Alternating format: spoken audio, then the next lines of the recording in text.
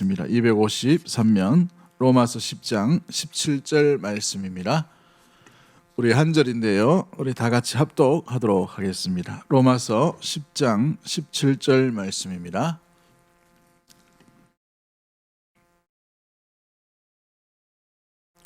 저 본문이 아닌데, 성경책 다 찾으시죠. 성경책 다 찾으시고, 자 10장 17절 말씀 다 찾았죠? 같이 봅니다. 시작. 그러므로 믿음은 들음에서 나며 들음은 그리스도의 말씀으로 말미암았느니라. 아멘. 한 번 더 읽습니다. 시작. 그러므로 믿음은 들음에서 나며 들음은 그리스도의 말씀으로 말미암았느니라. 아멘. 할렐루야. 이 오후에 참 잘 나오셨습니다. 우리 옆에 분 한번 인사하도록 하겠습니다. 잘 나오셨습니다. 그런 애 받으십시오.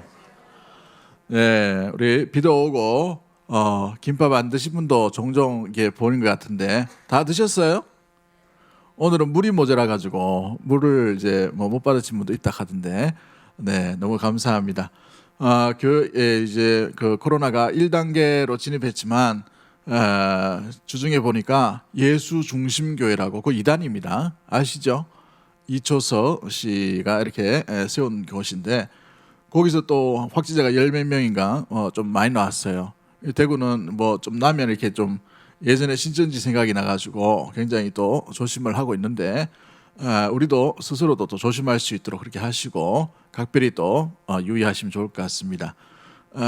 그 대구 지역은 참 이렇게 방역이 잘 되고 있지만 다른 지역을 보니까 좀 느슨한 것 같아요. 그래서 우리 방역, 우리 몸은 우리가 스스로 지켜야 되는, 물론 어쩔 수 없이 걸리면 어쩔 수가 없는 겁니다만은 그래도 되도록이면 좀 관리도 하고 지킬 건 좀 지키고 이렇게 하면 참 좋겠다 싶습니다. 오늘 믿음 세 번째 시간을 가집니다. 믿음이란 뭔가? 사전적인 의미를 보면 믿음이 사전에는 이렇게 되어 있어요. Believe the faith라는 이 글로 되어 있는데, 어떤 가치관, 종교, 사람, 사실 등에 대해 다른 사람의 동의와 관계없이 확고한 진리로서 받아들이는 개인적인 심리 상태다. 이게 이제 사전적인 정의입니다. 개인적인 심리 상태. 무슨 상태라고요? 심리 상태라고 얘기합니다. 이게 우리 믿음의 관점과 같아요, 달라요? 다릅니다. 우리는 심리 상태로 믿는 게 아니에요, 그렇죠? 우리는 진리를 믿는 겁니다. 진리. 국립국어원에는 표준 대사전이 있는데 거기에는 믿음이 뭐냐라고 하면 어떤 사실이나 사람을 믿는 마음을 이 믿음이라고 되어 있어요. 마음이라고 이렇게 표현했단 말이죠. 또 다르게 이렇게 마음, 느낌, 이걸 의미하는 모습들입니다. 그런데 우리 기독교의 믿음이란 반드시 대상이 있는 믿음이에요. 대상, 사실을 믿는가 하는 것이죠. 우리 믿음은 사실을 믿는 거예요. 맞습니까? 김밥 한 줄만 줘가지고 배가 고프시잖아. 우리는 사실을 믿습니다. 할렐루야. 사실이 뭐예요?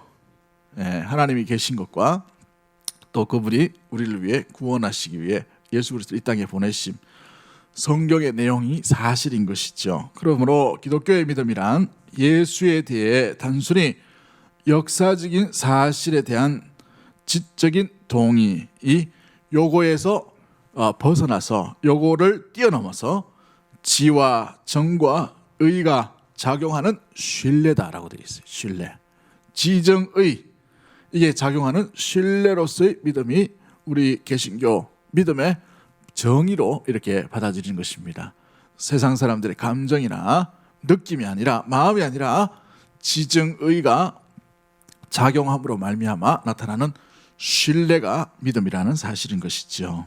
그렇습니다. 그렇다면 믿는다는 것이 뭡니까? 믿는다는 것, 여러분, 믿는다는 것은 진리에 동의하고 진리를 신뢰하는 겁니다. 우리 한번 따라하겠습니다. 믿음이란 진리에 동의하고 진리를 신뢰하는 겁니다. 믿음과 진리는 뗄래야 뗄 수가 없는 거예요. 없는 거. 우리 하나님께서 진리로 역사하시는 거예요. 진리로 역사하는. 진리가 너희를 뭐하리라? 자유케 하리라. 진리 때문에 우리가 그 진리를 동의하고 받아들이고 그것을 전적으로 신뢰하는 것이 믿음이라는 것이죠. 그러므로 믿는다는 것, 그 진리는 뭔가? 지난주에 살펴봤던 것처럼 그 진리가 뭐예요?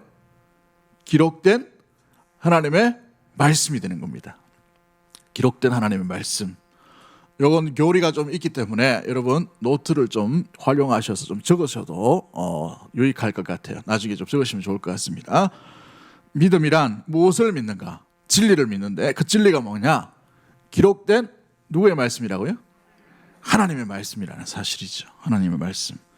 그러므로 우리는 진리인 기록된 성경 말씀에 동의하고 기록된 성경 말씀을 신뢰하는 겁니다. 여러분 이거 왜 들고 다녀요? 이 진리를 동의하는 거예요. 맞습니다. 그리고 이 진리의 말씀을 신뢰한다는 말이에요. 뭘 신뢰한다고요?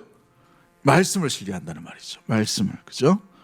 그러므로 오늘 우리 믿음 세 번째. 그러면 진리가 무엇을 가리키는가? 기록된 성경 말씀은 무엇을 나타내고 또 우리에게 가르쳐 주는가? 성경이 우리에게 가르치는 것은 무언가? 라고 우리가 한번 살펴보기를 원합니다. 소요리 문답 제3강에 보면 소요리 문답이라고 여러분 우리 웨스트민스터 신앙고백서에 소요리 문답이라고 있어요. 들어보셨죠? 예, 공부해 보신 분 있어요? 가끔 이제 하셨죠, 그죠? 예, 주일 오후에 교리 이야기하면 거의 대부분이 소요리 문답 아니면 대요리 문답 그리고 또 하이델베르크 신앙 고백서 이런 걸 이제 합니다. 그 나타내서 이건 하이델베르크입니다. 이렇게 이야기 안 하지만 그 내용 속에 다 포함되어 있는 것이죠. 아무튼 소요리 문답 제3강에 보면 성경이 가르치는 것이라고 되어 있어요. 성경이 가르치는 것. 성경은 무엇을 가르치는가? 성경이 나타내는 것은 뭔가? 그걸 보시면 성경이 주로 무엇을 가르치고 있습니까? 라는 질문에 대답이 뭐냐 하면 성경이 가르치고 있는 것은 사람이 하나님에 대하여 어떻게 믿을 것이고 또 하나님께서 사람에 대해서 요구하시는 본분이 뭔가 이것을 가르치는 거다라고 되어 있어요. 이게 기록된 게 성경 말씀이라는 것이죠. 다시 한번 말씀드리면 사람이 누구에 대해서요? 하나님에 대해서. 그렇죠? 하나님에 대해서. 그래서 제1강의 1문에 우리 늘 들어봤지만 이것만 제일 많이 말하죠. 사람의 제일 되는 본분이 뭡니까? 그렇죠? 제일 많이 들어보셨죠? 뭐예요 그게? 하나님을 영화롭게 하고 그죠? 이게 이제 그를 찬양하는 것입니다. 그죠? 이게 제1문이에요. 그게 어디에 있는가? 성경이 이 말씀에 주고 있다는 겁니다. 또 하나님께서 인간에게 무엇을 요구하시는가? 인간이 살아야 될 본분, 지켜야 될 의무, 지켜야 될 모습들이 뭔가? 하나님께서 기대하신 것이 뭔가? 이게 기록된 것이 기록된 하나님의 뭐라고요? 말씀이라는 것이죠. 그렇습니다. 그러므로 성경이 가르친 바를 믿는다는 것은 거기에서 나오는 모든 진리를 동의하고 받아들이고 신뢰하며 살아간다라는 것입니다. 하나님에 대해서 성경이 가르치고 있는 것. 그렇죠. 어떤 책도 이 땅에 하나님의 말씀의 권위와 비교할 것은 아무것도 없습니다. 여러분 기억하십시오. 성경 말씀 외에 그 어떤 것도 이 땅에 신적 권위는 있다 없다? 없어요. 왜 이 구절이 나왔을까요? 왜 이 말이 나왔을까요? 신적 권위를 두었던 단체가 있었기 때문에 그래요. 오늘 우리 집사님이 종교개혁 이야기했는데 종교개혁 당시에 이 신적 권위를 두었던 데가 어디입니까? 로마 캐톨릭이었어요. 그들은 성경을 교황이 해석할 수 있다. 교황이 성경을 해석하면 그 해석이 옳다라고만 이렇게 여겼습니다. 거기까지는 괜찮았는데 이 교황의 권위를 성경 위에다 둔 거예요. 교황이 성경을 잘못 해석해도 그것은 성경이 아니라 교황의 권위로 될 수 있다는 거예요. 진리가. 말이 안 맞죠. 교황이 사람인데 어떻게 됩니까? 사람이 신적 권위에 올라갈 수는 없는 것이에요. 그러므로 우리의 유일한 진리요, 우리의 유일한 또 교훈으로 하나님의 말씀으로 받아들이는 것은 66권 하나님의 말씀밖에 없는 줄 믿으시길 바랍니다. 할렐루야.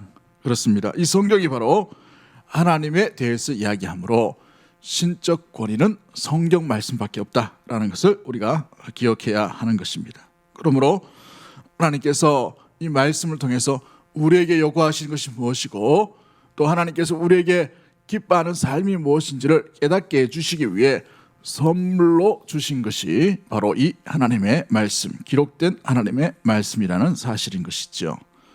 왜 성경은 인간이 하나님에 대해서 어떻게 믿을 것인가, 또 하나님이 인간에 대해 무엇을 요구하는가를 주로 가르친다라고 이렇게 이야기합니까? 왜 성경이 그걸 이야기하고 있나라는 것이죠. 성경에 있는 것은 구원에 이르도록 하는 모든 진리가 담겨져 있습니다.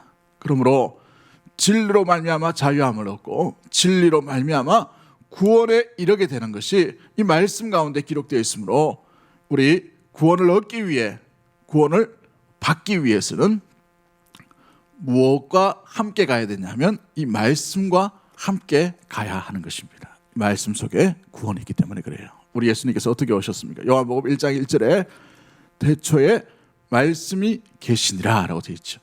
그 말씀이 뭐가 되셨어요? 육신이 되어 우리 가운데 거하심에 아버지의 독생자의 영광이요 라고 이렇게 되어 있어요. 말씀이 육신으로 오셨단 말이죠. 그리스도께서 말씀이라는 사실입니다. 그러므로 그리스도께서 오셔서 우리에게 주신 이 생명의 말씀, 이 말씀으로 인하여 우리는 하나님을 발견하게 되고 하나님을 믿게 되고 또한 하나님께서 보내신 자 예수 그리스도를 알게 됨으로 말미암아 그 예수 그리스도를 믿게 되고 그로 인하여 구원이 우리에게 임하게 되는 것이에요. 아멘. 이게 바로 선물로 주신 성경 말씀의 놀라운 신적인 권위 가운데 있는 것이지요. 그렇습니다. 성경이 가르치고 그렇다면 성경이 무엇을 이렇게 방향을 이렇게 가르치고 있는가? 성경이 누구를 가르치고 있는가? 누구를 나타내는가? 누구를 드러내게 하는가? 그 성경의 주인공이 누구예요? 그렇다면 누구입니까? 성경의 주인공이 네입니까? 네? 성경의 주인공이 누구예요? 하나님이셔요. 하나님. 그죠? 이 1장 1절 창세기 1장 1절에 처음 시작이 뭐라고 되어 있습니까? 태초에 하나님이 천지를 창조하시니라 라고 되어 있죠. 요한계시록 마지막 장에 마지막 절에 뭐라고 되어 있습니까? 아멘 주 예수여 오시옵소서. 마라나타라고 끝나죠. 처음과 끝이 하나님과 그 아들 예수 그리스도에 대한 이야기를 하고 있습니다. 그러므로 성경의 주인공은 하나님이신 거예요. 삼위일체 하나님이시요 또 삼위 가운데 거하시는 하나님이시요 성부, 성자, 성령 하나님이시라는 사실인 것이죠. 그렇다면 그 하나님이 누구인가? 하나님이 어떤 분인가? 하나님이 우리가 누구이기에 그 하나님을 믿는다고 얘기하는가? 여러분 하나님을 구체적으로 아셔요? 하나님이 누구인지를 우리가 알지 못하고 또 이것을 인식하지 못하고 그 지혜와 지식이 없으면 하나님을 내 지식과 내 생각과 내 경험에 생각되는 그 하나님으로 생각해서 그 하나님을 붙들고 살아갈 수가 있어요. 우리는 동양 문화권에 살고 있습니다. 그래서 우리 5,000년 역사 중에 동양 문화권에 제일 많이 심취되어 있는 내용들, 사상들이 뭐예요? 어떤 게 제일 많이 들어가 있습니까? 무속신앙이에요. 무속신앙. 그죠? 그러므로 우리가 하나님을 제대로 알지 못하면 그 무속신앙이 우리 몸에 배겨 있는 것대로 그렇게 하는 거죠. 응? 옛날에 그 기독교를 비판했던 사람들이 뭐라고 얘기합니까? 옛날에 그 정화수 이렇게 떠났고 고목나무에게 막 빌던 거를 이제 교회 가가지고 비네. 이렇게 얘기한단 말이죠. 그것과 달라요, 우리는. 같아요? 같으면은 요 올 필요 없지. 저거 가면 되잖아요. 고목나무 많은데 가가지고. 계룡산 그 얼마나 500년 뭐 1000년 되는 나무 있잖아요. 저희 고향에도 보니까 회나무가 500년 되는데 썩어져 가지고 이 나무가 막 기우뚱기우뚱 하는데도 베지를 못해요. 썩었는데. 살릴 수 있는 나무 같으면 살려야 되는데 자연 보호하기 위해서 죽은 나무예요. 근데 넘어져 가지고 이제 뭐 마을 그 동네 집 다 덮으려고 하고 막 이런데도 그게 뭐 용한 줄 알고 거기다가 뭐 줄 이렇게 해놓고 보셨죠 그거? 주렁주렁 달아놓고 마을에 있는 사람들은 뭐 이게 용한 나무라 생각해가지고 그 뭐 톱도 뭐 되면 안 된다, 못도 되면 안 된다 이래가지고 도로를 이렇게 가다가 그 나무 때문에 휙 틀어가지고 이렇게 가는 도로가 있어. 지금은 정리했더라고요. 보니까 저희 처갓집 바로 맞은편에 있는데, 아유 그 배다가 뭐 사람 죽는지 마는지 뭐 이렇게 하고 막 이렇게 한단 말이죠. 근데 우리 몸에 배겨 있는 게 이 무속신앙이기 때문에 무속신앙에 절어서 있는 그 형태와 그 모습과 그 어떤 영향을 따라서 이게 하나님이다 라고 생각하고 하나님을 믿을 때가 있단 말이죠. 또 우리는 불교의 영향을 받았습니다. 뭔가 이미지가 없으면 뭔가 믿음 생활이 잘 안 돼요. 뭔가 수도를 하지 않으면 뭔가 우리 몸을 금욕이나 우리 몸을 처복종시키는 이런 모습들이 이 불교에 많이 있기 때문에 그게 하나님인 줄 알고 그게 다인 줄 알고 우리 몸을 금욕시킵니다. 우리 몸을 학대시켜요. 우리 몸에 대해서 아주 이렇게 뭐 못되게 하는 어떤 이런 절제, 너무를 과하게 절제시키는 그런 모습들. 그리고 이미지와 형상이 없으면 뭔가 잘 믿겨지지 않는, 기적이 없으면 믿지 않으려고 하는 그런 모습들로 하나님을 그려갈 때도 있다라는 것이죠. 이제 유교의 500년의 영향을 받았습니다. 이제 이 유교가 말씀하고 좀 유사한데 유교의 마지막이 뭐예요? 세대주의입니다. 세대주의. 세대주의가 뭐냐면 문자 그대로 하는 거예요. 문자 그대로. 성경은 항상 예수님께서 교훈으로 하실 때에 비유로 하셨습니다. 이 비유를 했다는 말은 뭐예요? 그 시대와 환경에 맞게 맞춰서 가는 삶을 살아가도록 이렇게 하셨다는 말이죠. 그런데 2000년의 역사와 2000년의 문화 배경이 있어요. 그걸 오늘날 문자 그대로 해석하고 적용해 보면 어떻게 됩니까? 여기에 살아가 있을 사람이 없어요. 이게 바리새인과 같은 사람들입니다. 포로기 이후에 이 하나님의 말씀을 문자로 쪼개가지고 지켜야 될 것이 수백 가지로 이렇게 나눠 가지고 안식일 날 몇 걸음을 걸으면 하나님을 온전히 섬기지 못하는 안식일을 어긴 거라고 이렇게 생각해서 다른 사람은 노동시켜도 자기는 그렇게 걸을 수 없다라고 이런 이상한 율법을 그대로 이렇게 문자 그대로 해석하려고 하는 사람들이 생겨나게 됐단 말이죠. 여러분, 우리 하나님을 정확하게 알지 못하면 하나님을 하나님됨으로 이렇게 받아들이고 영광을 드려야 되는데 엉뚱한 하나님, 우리가 그려가고 있는 하나님, 우리가 만들고 있는 하나님을 우리가 경배하고 숭배하고 예배드리고 제사를 드리려고 하는 그런 모습들이 욕망들이 일어나는 것입니다. 그런데 이것은 바르게 말하면 여러분 우상 숭배와 같은 것이에요. 그러므로 우리가 제대로 하나님을 알지 못하면 이와 같은 일이 일어나게 되죠. 그렇다면 하나님이 누구이신가? 하나님은 어떤 분인가? 하나님이 구체적으로 어떤 하나님이기에 우리가 그분만을 의지해야 되는가? 그분만을 믿어야 되는가? 여러분, 하나님은 누구이십니까? 하나님은 어떤 분이에요? 여러분이 알고 있는 어떤 단어들 한번 떠올려 보십시오. 하나님은 어떤 분입니까? 사랑의 하나님, 그죠? 예. 또 어떤 하나님? 창조주 하나님, 맞습니다. 또 하나님은 어떤 분이에요? 예? 긍휼히 여기시는 하나님, 맞습니다. 우리가 다 살펴봐야 될 내용들이죠. 하나님 어떤 분이십니까? 뭐라고요? 진노하신 하나님. 예. 많이 멀어 계셨나 보다. 그죠? 진노하신 하나님, 맞습니다. 그죠? 공의의 하나님이시죠. 근데 그 하나님이 어떤 형태로 계셔요? 육체를 가지고 계십니까? 영으로 계신 하나님이죠. 그러므로 하나님에 대해서 하나님을 존재 증명으로 제일 먼저 드러낼 때에 하나님은 누구이신가? 하나님은 어떤 분인가? 라고 얘기할 때 가장 먼저 이해하는 것이 하나님은 영이시며 라고 되어 있어요. 한번 따라하겠습니다. 하나님은 영이십니다. 그렇죠. 영이심으로 그 존재하심과 지혜와 권능과 거룩하심과 공의와 선하심과 진실하심이 무궁하시고 영원하시고 불변하신 하나님이시다 라고 되어 있어요. 자, 그렇다면 하나님의 존재, 영이신 하나님이라는 말은 뭘까요? 영이신 하나님. 영이라는 말은 뭡니까? 영. 아무것도 없다는 말입니까? 영이. 그런 의미가 아니죠. 육체와 살과 뼈가 어떻다는 말이에요? 예, 가지고 있지 않으시는 분이다라는 것입니다. 비물질적인 존재라는 것이죠. 누가복음 24장 39절 말씀에 내 손과 발을 보고 나인 줄 알라. 또 나를 먼저 보라. 영은 살과 뼈가 없으되 너희 보는 바와 같이 있느니라 라고 이렇게 예수님께서 부활하신 뒤에 나타나셔서 말씀하십니다. 요한복음 4장 24절에 하나님은 영이시니 예배하는 자가 영과 진리로 예배할지니라 라고 되어 있어요. 자, 그렇다면 영이 어떤 존재인가, 어떤 모습인가? 영이란 말은 육체를 가지지 않은 비물질적인 존재이시다라고 이렇게 말씀을 드렸어요. 그런데 성경에 보면 하나님은 귀도 있으시고 하나님은 손도 있으시고 하나님은 마음도 있으시고 하나님의 눈이 감찰하신다라고 했는데 그 표현이 뭐예요? 그러면 성경이 잘못 기록된 겁니까? 어떻게 된 거예요? 설명을 한번 해보이소. 이단이 와가지고 성경에 보니까 하나님은 손, 발 다 있다 하는데 왜 너는 와 영이라 하노? 이렇게 물어보면 뭐라고 하겠습니까? 왜 그렇게 얘기하시죠? 말씀을 드렸죠, 좀 전에.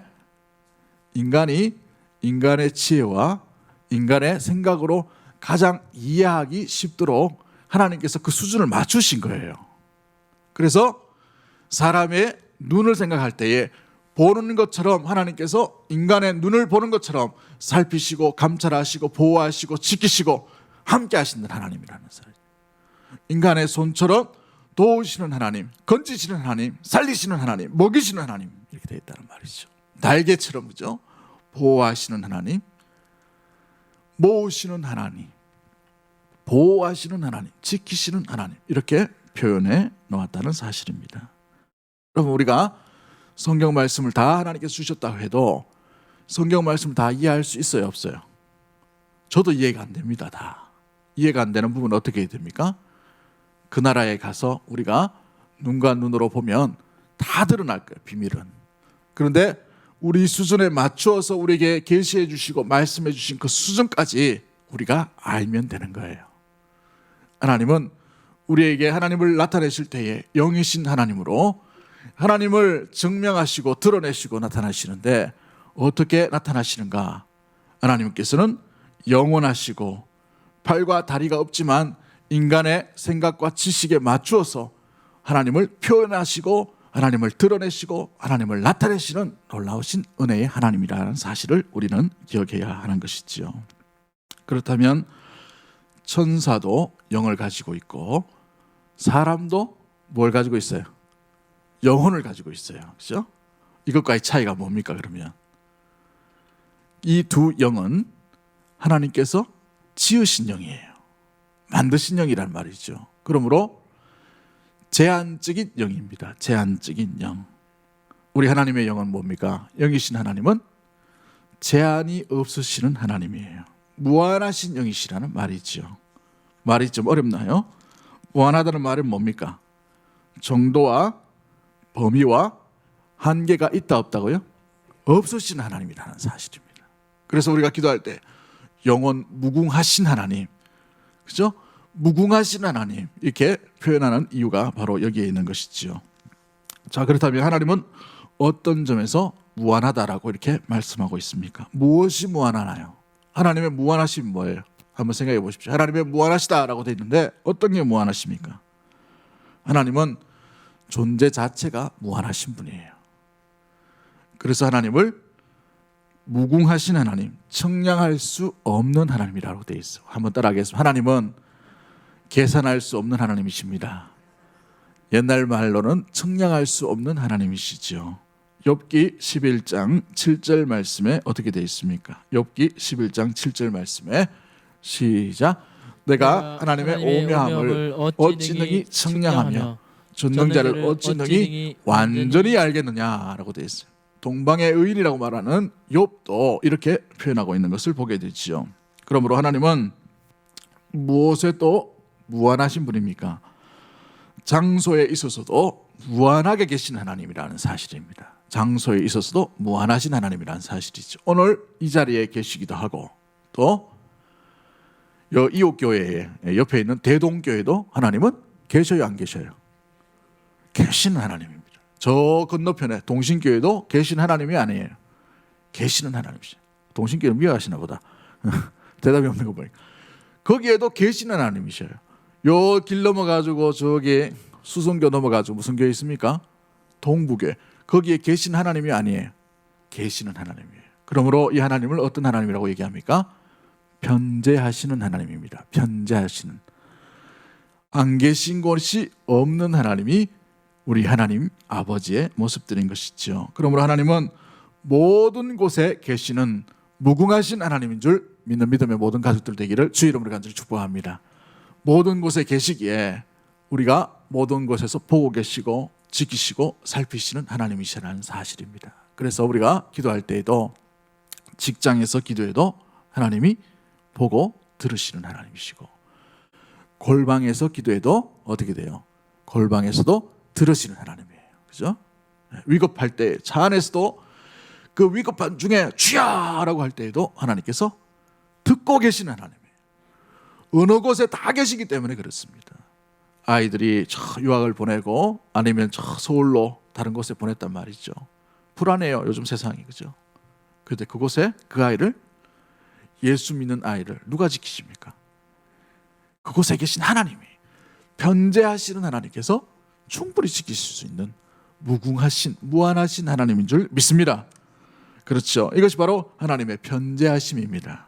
또 무엇이 무궁하십니까? 무한하십니까? 하나님이 계시는 하나님의 역사, 하나님의 능력이 무한하고 측량할 수 없고 모든 것 가운데 영원하시는 하나님이라는 사실인 것입니다. 시간에 대해서도 하나님은 영원하신 하나님이에요.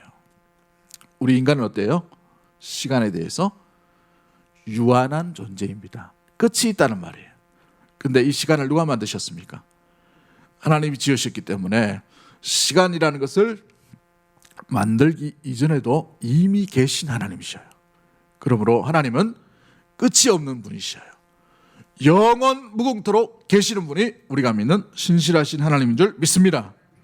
그래요. 그래서 이 디모데전서 1장 17절 말씀에 영원하신 왕 곧 섞지 아니하고 보이지 아니하고 홀로 하나이신 하나님께 영광이 세세토록 있을지어다 라고 되어 있어요. 영원하신 왕이다 라고 이렇게 표현하고 있는 것이죠. 자, 그렇습니다. 영원하다는 말은 시작도 끝도 없는 분이라는 사실이죠. 성경 시편 90편 2절 말씀에 뭐라고 되어 있습니까? 우리 한번 읽어볼까요? 시작. 산이 생기기 전 땅과 세계도 주께서 조성하시기 전 곧 영원부터 영원까지 주는 하나님이시니이다. 여러분, 하나님은 태초에, 그죠? 태초에 하나님이 천지를 창조하시나 그 태초 이전부터 계신 분이 하나님이셔요. 태초에 하나님이 천지를 창조하셨, 태초에 천지가 만들어지기 이전에부터 하나님은 계셨다는 말이죠. 우리의 종말 이후에도 하나님은 여전히 한결같이 계시는 분인 줄 믿습니다. 이것이 우리에게 주는 교훈이 뭡니까? 세상의 어떤 권력, 어떤 힘, 어떤 능력, 이것을 의지하지 말고 영원하신 힘, 영원하신 올마이티 하나님, 그 하나님을 의지하라는 것이에요. 이 땅에 있는 것은 다 사라져버리기 때문에 그렇습니다. 유한하다는 말이죠. 여러분이 가지고 있던 검은 머리도 좀 세월 지나니까 어떻게 변합니까? 이렇게 위장해가지고 다 있지만 다 하얗잖아요. 그죠? 인생의 세월들이 다 그렇단 말이에요. 다 변한단 말이죠. 낙엽을 보십시오. 파랬던 이 나무잎들이 다 갈색으로 다 떨어집니다. 나중에는 이 땅에 있는 어떤 것도 영원한 것은 없어요. 그러나 보이지 않으시지만 영으로 계시지만 함께 계시고 있으신, 태초 이전부터 함께 계셨던 그 하나님은 영원히 계신 하나님이, 그 영원히 계신 하나님만 두려워할 수 있는 믿음의 모든 가족들이 되기를 주의 이름으로 간절히 축복합니다. 그러므로 그는 불변하시며 그러므로 영원부터 함께 하시는 하나님이다라는 사실인 것이죠. 여러분, 불변하다라는 말은 뭡니까? 변하지 않는다는 말이에요. 변하지 않는다. 변하지 않으신 하나님이라는 사실이죠. 변하지 않으신 하나님께서 계신다는 사실은 우리 믿음의 성도와 또 믿음의 택한 자가 어떤 유익을 주나요? 본질과 본성에 변함이 없으시다라는 것은 뭐예요? 한결같으신 하나님이라는 사실이죠. 여러분, 세상의 신들은 사람이 만든 신들이 많죠. 귀신 빼고는. 그죠? 그런데 이 사람이 만든 신은 어때요? 대부분 그 신화나 그 신에 대해서 보시면은 변덕이 죽을 듯이 하는 신이 대부분이 인간이 만든 신이에요. 그래서 뭔가 갖다 바쳐야 돼요. 계속 공양을 하거나 뭔가 했죠. 심청전을 보시면 아시죠? 심청전이 뭐예요? 무슨 못입니까? 무슨 그 바다예요? 예, 그 몰라서 묻는 게 아니고, 예. 그 못에 가가지고 그 바닷가 가가지고 이렇게 뛰어내리죠. 그러니까 그 물결이 어떻게 돼요? 잠잠하게 됐다. 사람이 지어낸 신의 대부분이 이와 같다는 말이죠. 근데 우리 믿는 하나님은 어떻습니까? 한결같은 하나님이셔요. 본질과 본성에서 불변하신 하나님이란 말이죠. 그걸 보여주는 게 뭐예요? 약속의 말씀을 한번 지키시면, 한번 언약을 맺으시면 어때요? 끝까지 그걸 지키시는 하나님이셔요. 왜 아브라함을, 왜 노아를, 왜 모세를 하나님께서 그 언약을 계속해서 또 확인하고 또 확인하고 또 확인하고 포로로 끌려간 그 백성에게도 찾아가셔가지고 예레미야서 보니까 거기에서도 하나님의 약속이 계속해서 신실하게 이루어지는 겁니다. 예수 그리스도를 믿는 믿음의 성도들에게도 지금도 세상 끝날까지 너희와 항상 함께 있으리라 약속하시는, 변하지 아니하시는 하나님이 불변하시는 하나님이라는 사실인 것이죠. 하나님은 변하지 않습니다. 다만 믿고 따르는 성도와 사람의 마음이, 생각들이 변할 뿐인 것이죠. 그러므로 변하지 않는 그 하나님을 신실하게 따른 자가 성숙한 자이요 믿음 생활 가운데 믿음이 있는 자로 온전히 나아갈 수 있게 되는 것입니다. 불변하시는 하나님을 날마다 간직하며 붙들며 살아갈 수 있는 믿음의 모든 가족들이 되기를 주의 이름으로 간절히 축복합니다. 그 하나님께서 주신 은혜도 마찬가지예요. 불변하신 은혜예요. 변하지 않는 은혜이라는 것이죠. 바뀌지 않으시는 하나님이라는 사실입니다. 그렇습니다. 우리 하나님의 능력도 마찬가지예요. 제한이 없으시는 하나님의 능력이라는 사실입니다. 전능하신 하나님이라고 되어 있어요. 창세기 17장 1절 말씀에 나는 전능한 하나님이라 라고 되어 있어요. 그 하나님의 능력은 사람과 세상과 온 우주 만물을 다스리고도 남는 전능하신 하나님, 능력이 무한하신 하나님이 우리가 믿는 신실한 하나님인 줄 믿습니다. 그 하나님이 능력이 크다는 것은 우리가 누구를 의지해야 되는가, 누구를 붙들어야 되는가, 누구를와 함께 동행해야 되는가를 분명히 나타내주고 보여주고 있지요. 힘 있는 사람에게 붙잖아요. 옛날 어릴 때 보면 그 뭐예요? 그 야구나 동네 그 어떤 뭐 게임을 하거나 이렇게 하면 동네 아이들이 누구한테 잘 붙습니까? 잘하는 사람이죠. 힘 좀 있는 사람, 그렇죠? 그런 사람에게 붙어요. 예, 아이들도 마찬가지입니다. 우리의 생명의 길, 구원의 길, 살 길이 누구에게 있는가? 누가 우리를 이끄시고, 누가 우리를 보호하여 주시고, 누가 우리를 충분히 이기게끔 만들어주시는 그 능력을 가지고 있는가? 여러분, 가나안 땅에 들어갔을 때에 이스라엘 백성들을 바라보았던 이 가나안 족속들을 보십시오. 이미 그 하나님에 대한 소문을 듣고 간담이 녹았더라라고 이렇게 표현합니다. 그 하나님을 붙들 때에 이 땅 가운데 있는 어떤 준비, 어떤 연약함이 다 있다 하더라도 하나님이 군대가 되어주시고 하나님께서 전능하신 분이시기에 모든 것이 다 갖춰진 상태로 가나안 땅에 들어갈 수 있게 되는 것입니다. 그 능력의 하나님을 날마다 의지할 수 있는 사랑하는 주의 백성들 다 되기를 주의 이름으로 간절히 축복합니다. 아직 많이 남았는데, 시간이 많이 남았네요, 그죠? 다 흘러갔는데, 우리 한 가지만 더 하고 우리 마치도록 그렇게 하겠습니다. 우리 하나님은 어떤 분인가? 우리 하나님이 어떤 능력으로 우리에게 임하시는가? 여러분, 다음 주에 좀 살펴봐야 될 내용이지만 이 라틴어로 이 나는 믿습니다라는 이 단어가 크레도라는 단어입니다. 크레도, 그레도가 아니고 크레도. 한번 따라하겠습니다. 크레도. 이게 어디에 나오느냐 하면 신앙의 고백에도 나옵니다. 크레도라는 단어. 우리가 믿는 이 신경이 여러 가지가 있죠. 무슨 신경이 있어요? 사도신경도 있고 또 하나밖에 없나요? 신경이 수십 개가 있어요. 수십 개. 다음 주 우리가 화면을 통해서 좀 살펴보려고 하는데 이 신경에 변천사가 있습니다. 사도신경은 사도들이 만든 게 아니고 사도들의 전성에 의해서 이게 AD 300년, AD 700년, AD 1500년 정도 되어 가지고 로마 신경으로부터 이렇게 변천되어 가지고 이 사도들의 전성을 그대로 이렇게 편집한 게 사도신경입니다. 근데 어떤 분들은 이 사도신경을 이후에 후대 사람들을 후대 교회가 이렇게 묶어놨기 때문에 이걸 인정하지 않는 사람도 있어요.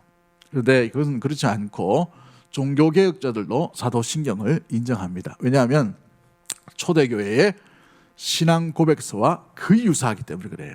거의 유사하기 때문에 완전히 다르면 우리가 배격하는데 거의 유사하기 때문에 이걸 받아들여요. 그런데 이 사도신경을 좀 거부하는 교단이 있어요. 뭐 침례교라든지 또 그리스 정교회 이런 데는 사도신경을 보다 니케아 신경, 콘스탄티노플 신경이라는 것을 이렇게 더 많이 이야기합니다. 비슷비슷합니다. 거기서 거기에요. 그런데 중요한 단어들이 몇 가지가 더 첨가되고 이렇게 되어 있습니다. 아무튼 이 크레도라는 말은 나는 믿습니다라는 것이에요. 우리 사도신경을 처음 어떻게 시작해요? 전능하사 천지를 만드신 하나님 아버지를 내가 믿사옵니다. 이렇게 시작하죠. 근데 원래의 단어는 그 단어가 아니고 해석을 정확하게 하면 나는 믿습니다. 전능하신 하나님을 이렇게 되어 있어요. 그러니까 문답식으로 되어 있어요. 문답식으로. 나는 믿습니다 하면 관객이란다. 이 청중과 그 문답을 받는 사람이 자기 신앙 고백을 하는 거예요. 첫 번째 문장만 한번 볼까요? 나는 믿습니다 하면 여러분이 전능하신 하나님을 이렇게 한번 따라합니다. 나는 믿습니다. 이렇게 하는 거예요. 이게 고대의 교회에서 흘러나오는 귀한 전통이에요. 세례 문답식에도 이걸 한 것이죠. 그래서 인간이 하나님을 어떻게 믿는가? 크레도. 이 크레도라는 단어는 믿습니다라는 단어가 되어 있지만 이 코르도라는 라틴어에서 옵니다. 코르도. 이 코르도라는 단어. 이 단어가 뭐냐면 심장을 바칩니다라는 단어예요. 심장을 바칩니다. 심장을 바친다는 말은 의미가 뭐예요? 목숨을 드립니다라는 것이죠. 여기에서 영어 단어인 courage라는 단어, 용기라는 단어가 나옵니다. 용기라는 단어. 아무튼 나는 믿습니다라는 이 고백은 당시에 쉽게 나오는 고백이 아니에요. 전능하신 하나님을, 이 표현이 그냥 일어나는 것이 아니라 내가 죽어도 내 심장이 빼앗기고 내 심장을 드려도 전능하신 그 하나님을 내가 믿는 믿음 가운데 나는 고백합니다. 이 결단과 이 결심과 목숨을 내놓지 않으면 이 말을 못한 그런 형편 가운데 있었다는 말이죠. 그렇습니다. 달라드 윌라드라는 분은 이 믿음에 대해서 이렇게 얘기합니다. 하나님을 믿는다는 말은 우리의 의지, 우리의 생각, 우리의 감정보다 더 깊은 그 생의 내용 가운데 중심 가운데를 온전히 하나님께 바친다는 뜻을 가지고 있습니다 라고 이렇게 표현하고 있어요. 우리가 전능하신 하나님을 믿는다는 것은 우리 입술로 쉽게 고백하는 것이 아니라 심장을 갖다 바칩니다. 이 표현이라는 말이죠. 우리 믿음이 어떻게 오게 됐는가? 우리 믿음이 어떻게 이렇게 가볍게 취급되었는가? 이 믿음이 결코 가벼워질 수가 없는 것입니다. 그렇다고 해서 뭐 무겁다 이런 말이 아니라 생애를 드리는 각오와 결단과 삶을 드리는 것이죠. 유다가 마치 자기 아버지 앞에 내 생명을 맡기소서 담보로 잡겠습니다 라고 표현했던 것처럼 여러분 이 크레도 주님을 믿는 전능하신 하나님을 믿는 그 믿음에서 우리의 심장이 우리의 생명이 주께 온전히 드려진 모습으로 말미암아 주님을 온전히 따르는 우리 모든 가족들 되기를 주 이름을 간절히 축복합니다. 전능하신 하나님을 우리가 믿는데 그 하나님과 더불어 동행할 수 있는 믿음의 모든 가족들이 되기를 원하고 다음 주에는 또 이 전능하신 하나님 외에 우리가 믿는 하나님은 어떤 하나님인가를 다시 한번 더 살펴보고 또 점검하는 그런 시간을 가지도록 하겠습니다. 기도합니다. 하나님 아버지 감사합니다. 전능하신 하나님,